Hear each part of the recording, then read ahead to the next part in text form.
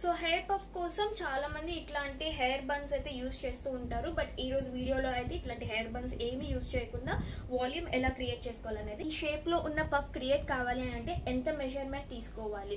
So ఎంత measurement తీసుకోవాలి అని అంటే మన ఇండెక్స్ ఫింగర్ అంత మెజర్మెంట్ అన్నమాట. Hello all, welcome back to Barbie doll blog. So ఇంట్రోలో చూసారు కదా. సో ఈ రోజు వీడియోలో అయితే హెయిర్ స్టైల్ అన్నమాట, హెయిర్ పఫ్ గురించి. అండ్ చాలా మందికి యూజ్ అవుతుంది. ఇప్పుడు కాలేజ్ గోయింగ్ గర్ల్స్ కానీ లేకపోతే ఎట్లాంటి హెయిర్ స్టైల్స్ అయినా కానీ వేసుకోవాలంటే బేసిక్ హెయిర్ స్టైల్ పఫ్ అన్నమాట. సో ఈ పఫ్ అనేది మనం మంచిగా వాల్యూమ్ తో క్రియేట్ చేసుకుంటేనే ఎట్లాంటి హెయిర్ స్టైల్ అయినా చాలా బాగా వస్తుంది. Without any further let's get into the video.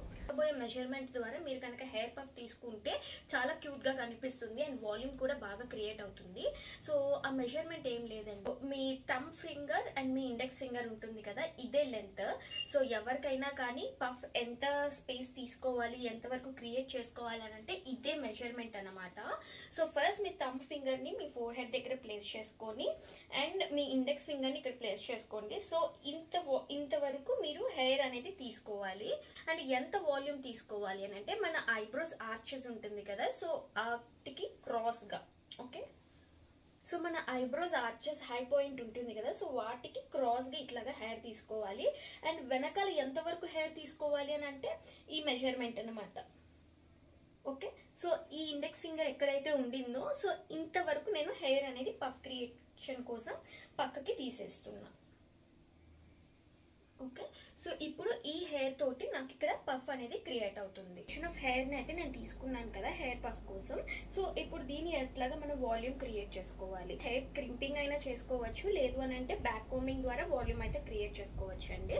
So నేనైతే ఇక్కడ బ్యాక్ కోమింగ్ మెథడ్ అయితే చూపిస్తాను, బికాజ్ ఇదైతే అందరూ ఈజీగా చేసుకోవచ్చు. సో ఇప్పుడు బ్యాక్ కోమింగ్ అనేది మనం ఎప్పుడు కూడా బ్యాక్ సైడ్ నుంచి స్టార్ట్ చేయాలి. అంటే ఒక్కొక్క లేయర్ బ్యాక్ సైడ్ నుంచి ఫ్రంట్ కి రావాలన్నమాట. బ్యాక్ సైడ్ ఏదైతే ఉండిందో సో ఈ హెయిర్ వరకు నేను బ్యాక్ కోమింగ్ చేసుకుంటున్నాను.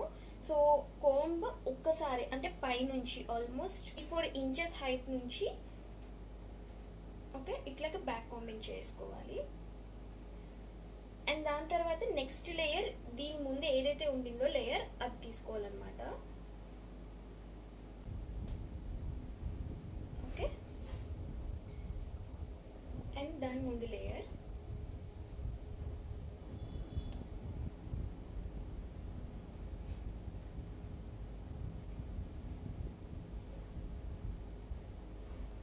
సో ఈ బ్యాక్ కోమింగ్ కూడా మీరు ఎక్కువ లావుగా ఉన్న లేయర్స్ కాకుండా పల్చటి లేయర్స్ తోటి స్టార్ట్ చేయండి. థిన్ లేయర్స్ తో స్టార్ట్ చేస్తే ఏమవుతుంది అంటే మంచిగా బ్యాక్ కోమింగ్ అనేది జరిగింది. సో బ్యాక్ కోమింగ్ జరిగినప్పుడు మనకి హెయిర్ వాల్యూమ్ అంతే క్రియేట్ అవుతుంది. సో ఇప్పుడు ఇది హెయిర్ అనేది చాలా మెస్సీగా ఉంది కదా, సో దీన్ని మనం ప్రాపర్ గా కోమ్ చేసేసుకోవాలి. సో ఏదైతే హెయిర్ అనేది నేను పట్టుకున్నానో నేను ఆ హెయిర్ వరకే తీసుకుంటున్నాను, అయిపోకూడదు అన్నమాట. సో నాకు అయితే అలవాటు ఉండింది కాబట్టి నేను వీటికి సెక్షన్ క్లిప్స్ ఏం పెట్టలేదు. మీరైతే హెయిర్ ని టై చేసేసుకొని ఇదైతే ప్రాక్టీస్ చేయండి. సో ఏదైతే హెయిర్ ఉండిందో సో ఈ పైన మెస్సీ వరకు, మళ్ళీ లోపల బ్యాక్ కోంబింగ్ అంతా కూడా వచ్చేయకూడదు అనమాట. సో జస్ట్ పైనే మీరు కోంబింగ్ అయితే చేసుకోవాలి నీట్ గా. సో ఇలా బ్యాక్ కోంబింగ్ చేస్తే మళ్ళీ వాల్యూమ్ మొత్తం పోతుంది కదా అని అనుకోవద్దు. నీట్ గా అయితే మనం కోంబింగ్ అయితే చేసుకోవాలి. ఇప్పుడు ఏదైతే నేను బ్యాక్ కోంబింగ్ చేసుకున్నానో దీన్ని ఇప్పుడు మనం క్లిప్ చేసేయాలి. సో మెజర్మెంట్ చెప్పాను కదా, ఇక్కడ క్లిప్పింగ్ చేసేటప్పుడే చాలా జాగ్రత్తగా చూసుకోవాలి. మెజర్మెంట్ వచ్చేసి ఇది. సో థంబ్ ఫింగర్ ఇక్కడ పెట్టేసి మనకి ఎక్కడైతే ఇండెక్స్ ఫింగర్ ప్లేస్ అవుతుందో సో అక్కడ అన్నమాట. అంటే నాకైతే ఇక్కడికి వచ్చింది ఎగ్జాక్ట్ గా.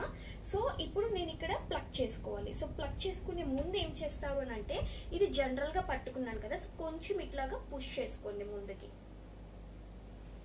ఓకే. ముందుకి కొంచెం ఇట్లాగా పుష్ చేస్తే ఏమవుతుంది అంటే ఆ వాల్యూమ్ అనేది క్రియేట్ అవుతుంది. సో ఇక్కడ క్లిప్ పెట్టేసుకోవచ్చు అని అనుకుంటారు, అట్లా కాదు. సో ఫస్ట్ ఇట్లా పుష్ చేసుకున్న తర్వాత మీకు ఈ వాల్యూమ్ అనేది ఈవెన్ గా స్ప్రెడ్ అవ్వాలి. సో అంటే ఇక్కడ ఉన్న లెంత్ మీకు ఇక్కడ కూడా కనిపించాలి. సో దానికని చెప్పి మీరు ఏం చేయాలి అని అంటే కొద్దిగా ఈ పఫ్ని ఇట్లాగా ముందుకి ఆ ఎయిర్ ఏదైతే ఉండిందో అదంతా కూడా ఆ స్పేస్ అంతటిని కూడా ఇట్లా ముందుకు అనుకోవాలన్నమాట. సో ఇట్లా అంటే అనినప్పుడు కూడా వాల్యూమ్ అనేది తగ్గిపోతుందేమో అనుకోవచ్చు. సో అట్లా ఏమో జరగదు, మీకు వాల్యూమ్ అనేది క్రియేట్ అవుతుంది. ఇప్పుడు నేను చూపిస్తున్నట్టు ఇట్లాగా ముందుకు అనుకున్నారు అండ్ మీకు డిజైర్డ్ లెంత్ అయితే వచ్చింది. సో ఇంత హైట్ పఫ్ అయితే బాగుంటుంది అనుకున్నప్పుడు మీరు ఏం చేస్తారు అని అంటే, సో ఇట్లాంటి బాబీ పిన్స్ తో అయినా కానీ ఆరెల్స్ ఇట్లాంటి టిక్స్ తో అయినా కానీ మీరు క్లిప్ చేసేసుకోవచ్చు అనమాట. సో క్లిప్ చేసుకునే ముందు ఒకసారి మెజర్మెంట్ అనేది సరిగ్గా చూసుకొని కొంచెం పుష్ చేసుకొని నీట్గా ఈవెన్గా స్ప్రెడ్ అయిందో లేదో ఒకసారి చెక్ చేసుకొని మీరైతే టిక్ చేసేసుకోవచ్చు. సో ఇలాగా నీట్గా అయితే పెట్టుకోవచ్చు అన్నమాట. ఈ మిగిలిన హెయిర్ అనేది మీకు నచ్చిన విధానంలో మీరు హెయిర్ స్టైల్ అనేది చేసుకోవచ్చు అన్నమాట.